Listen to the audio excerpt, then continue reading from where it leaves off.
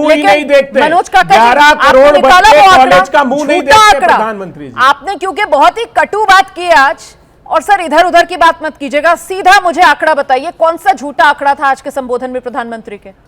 सिर्फ आंकड़ा चाहिए मुझे। सब बहुत देखिए, प्रधानमंत्री से रोमाना जी, प्रधानमंत्री को हम लोग बेहद चाहते हैं। प्रधानमंत्री का एक नहीं, हेलो सुन पा रही हैं? आपकी आवाज क्लियर आ रही है। आंकड़ा दीजिए, आज 15 अगस्त 2026 लाल किले की प्राचीर से वो कौन सा एक गलत आंकड़ा बता दीजिए, क्योंकि आपने यहां पर जो बयान दिया कि झूठे आंकड़े फेंके हैं, कौन सा एक आंकड़ा है? दीजिए एक आंकड़ा बताइए। बयान शुरू करते हैं कि झूठे आंकड़े फेंके हैं लाल किले की प्राचीर से, और जब सवाल पूछा जाए कि एक आंकड़ा बता दीजिए तो गिनाने के लिए कुछ भी नहीं है। इसीलिए जरा संभल संयम से अपनी बात रखिए। दर्शक बैठा हुआ है, आपको जज दर्शक कर रहा है, मैं नहीं कर रही हूं यहां पर बैठकर। इस बीच प्रधानमंत्री नरेंद्र मोदी का आज का संबोधन, और कैसे प्रधानमंत्री नरेंद्र मोदी की तरफ से देश के सामने बड़ी चुनौतियां, नक्सलवाद, माओवाद का जिक्र किया गया। और प्रधानमंत्री नरेंद्र मोदी ने कहा है कि देखिए, अब वो हथियार वाले नक्सली तो खत्म हो रहे हैं, लेकिन दिमागी नक्सली माओवादी अभी भी छिपे हुए बैठे हैं। उनको पहचानना, उनको अलग थलग आइसोलेट करना जरूरी है। सुनिए। वर्षों तक देश की सत्ता में माओवादी सोच के लोग गलियारों में अपनी जगह बना करके बैठे थे।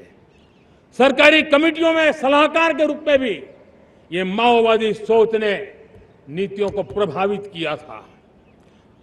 मेरे प्यारे देशवासियों, जंगलों में हमें हथियारी नक्सलों का खात्मा बुलाने में, उस संकट से देश को मुक्त कराने में सफलता मिली है। लेकिन हथियारी नक्सल तो गए, लेकिन दिमागी नक्सल, ये दिमागी नक्सल मौके की तलाश में है। हिंसा, अराजकता के वो रास्ते खोज रहे हैं, समाज को गलत राह पर घसीटने के लिए भांति भांति के दांव कर रहे हैं। इन दिमागी नक्सलियों को पहचानना होगा, इन दिमागी नक्सलियों को आइसोलेट करना होगा, और राष्ट्र को विकसित राष्ट्र बनाने की मुख्य धारा की ओर देश की युवा पीढ़ी को जोड़ना होगा। सीधे रुक करेंगे, खास मेहमान लगातार हमारे साथ बने हुए सिद्धार्थ यादव जी, और बेहतर तरीके से बता पाएंगे कि आखिरकार ये दिमागी नक्सल वाला संदेश किसके लिए था जो प्रधानमंत्री की तरफ से दिया गया। सिद्धार्थ। ये तो शायद इनको खराब लग जाएगा। 2013 में एमएचए में इनकी सरकार ने ही लोकसभा में एक जवाब दिया था, जिसमें जवाब में उन्होंने मेंशन किया था, there are organisations who vehemently oppose most development projects. Lok Sabha के पटल पर यह जवाब दिया गया था। आज जब प्रधानमंत्री जी इस बात को कह रहे हैं कि बहुत से ऐसे माओवादी मानसिकता के लोग थे जो देश की गति को बढ़ने से रोकने के लिए सरकारी दफ्तरों में बैठे थे, एडवाइजर्स बन के बैठा करते थे, प्रेशर ग्रुप अपने आप को बताते थे, स्ट्रॉन्ग एनजीओज बन करके बताते थे, और कहीं भी कोई डेवलपमेंट का प्रोजेक्ट, आज भारत कह रहा है 100 गीगावाट की न्यूक्लियर पावर बनानी है, अगर इन लोगों को आप ताकत दे देंगे कभी नहीं बनने देंगे। वहां जाएंगे, अलग अलग प्रकार का नैरेटिव बनने लगेगा, जाकर के डेवलपमेंट प्रोजेक्ट को रोका जाएगा। मुझे ध्यान है, मैं बस्तर गया हुआ हूं और वहां पे काफी भ्रमण मैंने किया है, कैसे नक्सल के इलाकों में बस्तर के अंदर सड़क ना बने उसको लेकर के एक नैरेटिव दिल्ली में बनता था।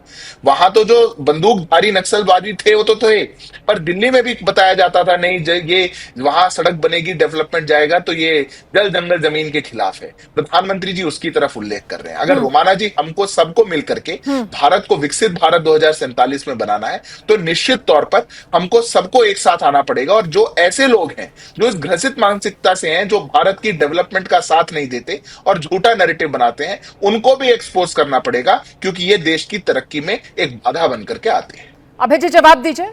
वो हथियार वाले नक्सली, वो दिमागी नक्सली, आपकी सरकारों में सबको संरक्षण दिया जा रहा था? नहीं होती। लेट मी कंप्लीट रोमाना जी, मुझे अपनी बात पूरी करने का मौका दो प्लीज। मेरा फोन कट गया। प्रधानमंत्री रोमाना जी। जी अभय जी अपनी बात रखिए। क्या आवाज आ रही है आपको? हाँ, प्रधानमंत्री जी ने अर्बन नक्सल किसको कहा जानती हैं आप? जब राहुल गांधी जी कह रहे थे कि प्रधानमंत्री जी सेंसस में कास्ट सेंसस को ऐड कीजिए, जी, आपने महाराष्ट्र बनाम यूनियन ऑफ इंडिया के केस में 2021 में एफिडेविट दिया है सुप्रीम कोर्ट में कि कांग्रेस पार्टी ने कास्ट सेंसस कराया था, जिसकी रिपोर्ट अरविंद पनागरिया की अध्यक्षता वाली कमेटी को सौंपी गई। ना उसके मेंबर बनाए, ना उसकी एक मीटिंग हुई और वो रिपोर्ट डंप कर दी। प्रधानमंत्री जी भाषण देते हैं, ये अर्बन नक्सल की सोच है जो ये बात कर रहे हैं। प्रधानमंत्री जी, आपके लिए अर्बन नक्सल कौन है जानते हैं? आप जब किसान आंदोलन होता है तो आपकी राजनीतिक दल बता रहा था कि ये अर्बन नक्सली हैं, ये खलिस्तानी हैं, ये पाकिस्तानी हैं। अभी छत्तीसगढ़ का जिक्र कर रहे थे। अरे साहब, एक पेड़ मां के नाम और सारे जंगल अडानी के नाम। हसदेव का जंगल का अगर मुद्दा कांग्रेस पार्टी और साथी कार्यकर्ता उठाते हैं, देश के पर्यावरणविद उठाते हैं, तो कहते हैं अर्बन नक्सल है। आपने अंडमान निकोबार का एक पूरा का पूरा द्वीप अगर निजी व्यक्ति को सौंपने का मानस बना लिया, जो बहुत अच्छा जंगल भारतवर्ष का है, जो पर्यावरण के दृष्टिकोण से और परिस्थिति संतुलन की दृष्टिकोण से जरूरी है, तो आप कहते हैं अर्बन नक्सल है। तो भारत के हितों की जितनी बात हम लोग कर रहे हैं। अभय जी, आप जो बात रख रहे हैं, मैं जरा सा अपनी सहयोगी मेघा का रुख करूंगी। मेघा, ये अर्बन नक्सल ऐसा क्यों लग रहा है कि कमजोर नब्ज जो है ये विपक्ष की है, जो शायद अर्बन नक्सल या दिमागी नक्सलियों की वजह से दबी है? मैं आपको एक बात यहाँ पर बताना चाहती हूँ रोमाना, कोई नहीं कहेगा ये और शायद लोगों को जानकारी होगी भी नहीं। मेरा जवाब इन सब से बहुत अलग होने वाला है।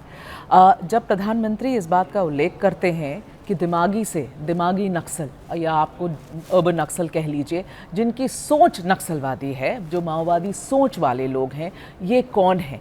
और ये सरकार में कोई आपसे कुछ नहीं कहेगा, लेकिन मैं आपको कहती हूँ कि जो एजेंसीज काम कर रही हैं, जो जंतर मंतर पे हुआ, जो एजेंसीज उसके पीछे के लोग जिन्होंने हिंसा करने की कोशिश की, जो लोग वहाँ आकर उपद्रव करने की कोशिश किए, इन लोगों की बैकग्राउंड पर जो अभी जांच चल रही है, ऑफिशियल अनऑफिशियल, उसमें ये बात निकल कर आई है रोमाना। और मैं आपको यहाँ बताती हूँ, कोई आपको ऑन रिकॉर्ड आकर नहीं बताएगा कि क्या इन ऐसे लोगों का यहाँ पर या ऐसे लोगों को यहाँ इस जंतर मंतर पे, इस प्रोटेस्ट में भेजा गया था, हिंसा करने के लिए भेजा गया था, एक अलग पूरी प्रोटेस्ट को एक अलग दिशा देने के लिए। वो लोग उन लोगों की सोच या उनकी तारें अर्बन नक्सलिज्म से या माओवाद सोच से जुड़ी हुई हैं, ऐसा एजेंसियों का मानना है जो अभी जांच कर रही हैं।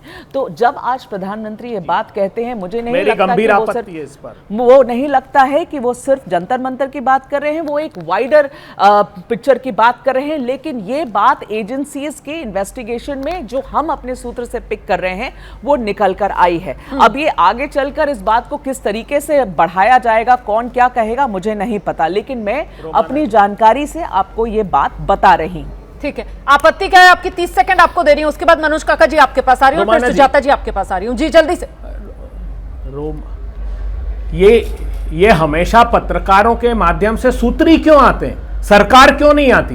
भीमा कोरेगांव की घटना हुई, बोले सूत्रों की खबर, विदेशी फंडिंग। यार हाथरस और उन्नाव हुआ, हाथरस के केस में मैं डिबेट में था सारे चैनलों पर, बोले 100 करोड़ रुपया विदेशी फंडिंग पाकिस्तान से आया, सऊदी अरेबिया से आया। ये पता क्यों नहीं लगता है? अरे जंतर मंतर का प्रोटेस्ट बहुत ऑर्गेनिक था, पेलेट गन नहीं चलाई, जिनको आप अर्बन नक्सल कह रहे हैं, AK-47 उन लोगों ने नहीं चलाई, वो तो शांति से प्रोटेस्ट कर रहे थे। इस देश में हक मांगने को भारतीय जनता पार्टी की सरकार ने अर्बन नक्सल में कहना प्रारंभ कर दिया है। हाँ करेंगे, पीर पैंती में अडानी के पावर प्रोजेक्ट का विरोध, इसलिए कि 3 लाख करोड़। पत्रकार अगर अपने सूत्रों के जरिए कोई खबर बता रहा है सर, तो उसको एकदम से खारिज तो मत कीजिए ना। आप पता नहीं खबर जांच होगी आगे क्या बढ़ेगी।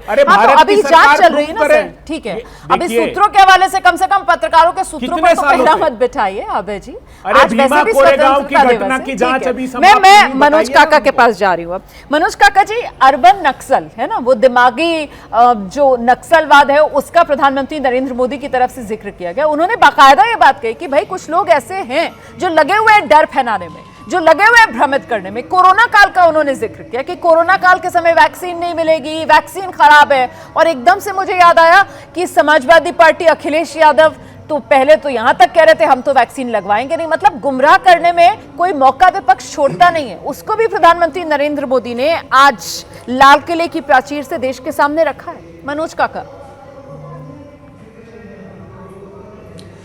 मैं फिर उसी बात पे आ रहा हूं कि प्रधानमंत्री नरेंद्र मोदी फैक्ट की जगह फेक न्यूज फैला रहे थे। आज जो विपक्ष के जो आशंका थी उसके उन्हीं के स्वास्थ्य मंत्रालय ने माना कि नहीं, वैक्सीन के बहुत सारे साइड इफेक्ट हैं, लोगों के लगातार हार्ट अटैक हो रहे हैं, और जो प्रधानमंत्री वैक्सीन के सर्टिफिकेट पर अपना फोटो चिपकाते थे नरेंद्र मोदी, उसे हटा लिया गया। क्यों हटा लिया गया? इस आशंका को पूरे देश और दुनिया ने देखा है, और आप भी जानती है। जो बात मेघा जी कर रही हैं, इंटेलिजेंस इनपुट की जो बात मेघा कर रही है, मेघा इस देश की एक वरिष्ठ पत्रकार है, तो मेघा साफ साफ कह रही है कि देश का गृह मंत्रालय फेल है। अगर नक्सल के लोग अगर उस आंदोलन को, आप इतने पवित्र आंदोलन को, अगर नक्सली मानसिकता से वो अगर चल रहा था, तो इट मीन्स कि वहीं बैठे गृह मंत्री अमित शाह का इंटेलिजेंस इनपुट फेल है। इंटेलिजेंस इनपुट तो मेघा प्रसाद को हमें लगता है कि नहीं रिपोर्ट कर रहा होगा, वो अमित शाह को, गृह मंत्रालय को ही कर रहा होगा। तो आपके मंच पर एक बड़ी बात ये आई है कि देश का गृह मंत्रालय बिल्कुल फेल है। गृह मंत्री जी देश की सरहदों को सुरक्षा करने पर जो अरुणाचल के गलवान के और रेजंगाला से जो सूचना आई है उसमें भी असफल है, और देश की राजधानी दिल्ली तक में आतंकी घटनाएं होती हैं, और आतंक रोकने का, सरहद सुरक्षा रखने का, देश के अंदर सुरक्षित माहौल देने का काम गृह मंत्रालय का, अमित शाह जी उसमें फेल है। एक साथी, हमारे साथी हैं सिद्धार्थ, वो आर्मी बैकग्राउंड से आते हैं, मेरा भाई है, बहादुर परिवार से वो आता है, लेकिन उसकी मजबूरी है कि वो दरबारीगिरी करने में झूठ बोल रहा है। पीएलएफएस का उन्हें रिपोर्ट देखनी चाहिए, पीरियाडिक लेबर सर्वे का, पीरियाडिक लेबर फोर्स सर्वे का रिपोर्ट देखनी चाहिए। इस देश में सबसे ज्यादा जनसंख्या 65% 15 से 35 साल के युवाओं के है, और उसमें बेरोजगारी दर इस समय पहले जो 7-8% थी वो 15% से ज्यादा है। आप गूगल कर सकती हैं, आप किसी भी तरह से चैट जीपीटी से सबसे देख सकती हैं। तो साथी मेरा बहादुर पृष्ठभूमि से है कि उसके पृष्ठभूमि पे मुझे गर्व है, लेकिन वो दरबारीगिरी करने में झूठ बोल रहा है। कोई झूठा आंकड़ा, जहां से आपने अपनी बात की शुरुआत की थी कि झूठे आंकड़े फेंके, कौन सा झूठा आंकड़ा था? छोड़ दीजिए, हम तो जैसे हैं सो हैं, आप हमको तो छोड़ दीजिए। देखिए, अरे प्रधानमंत्री जी नल जल की योजना की बात कर, मेरी बात कंप्लीट हो जाने दो। साथी सिद्धार्थ सुन लो, मैं तुमसे उम्र में भी बड़ा हूं, कम से कम इतना तो लिहाज रखो। एक प्रधानमंत्री नल जल की बात करें, उत्तर प्रदेश में लगातार जो पानी की टंकियां हैं रोमाना, वो आप भी देख रही होंगी। उत्तर प्रदेश में लगातार पानी की टंकियां गिर रही हैं, भरभरा रही हैं। उत्तर प्रदेश में प्राथमिक विद्यालय नमक रोटी, आपने शुरुआत इतनी धमाकेदार अंदाज में की, और धमाकेदार नहीं, इसको तो कहना चाहिए सनसनी फैलाने वाला अंदाज की, झूठे आंकड़े फेंके, और अब जब बार-बार आपसे पूछा जा रहा है तो आपने गुब्बारे की हवा निकल गई, मामला टाई फिस हो गया, कोई आंकड़ा आप दे नहीं पा रहे हैं, दर्शक देख रहे हैं कि आपने कितना माहौल बनाया, आपने कितने गुब्बारे में हवा भरी, लेकिन आखिरकार मामला सब फुस हो गया। नहीं, कोई आंकड़ा ऐसा आया नहीं ना प्रधानमंत्री की तरफ से। मैंने आंकड़ा दिया, किस तरह की बात कर रही हो? प्रधानमंत्री ने कौन सा आंकड़ा दिया जो आपने कहा प्रधानमंत्री ने झूठ बोला? कौन सा आंकड़ा प्रधानमंत्री ने दिया जो उन्होंने झूठ बोला? सुजाता आपके पास यहाँ पर अगर एक बात सामने निकल कर आ रही है कि साहब जो आंदोलन दिल्ली में हो रहा था उसके पीछे कहीं ना कहीं, अरे सिद्धार्थ जी प्लीज एक बार सुजाता जी का एक रिएक्शन ले लूं, फिर आपके पास आऊंगी।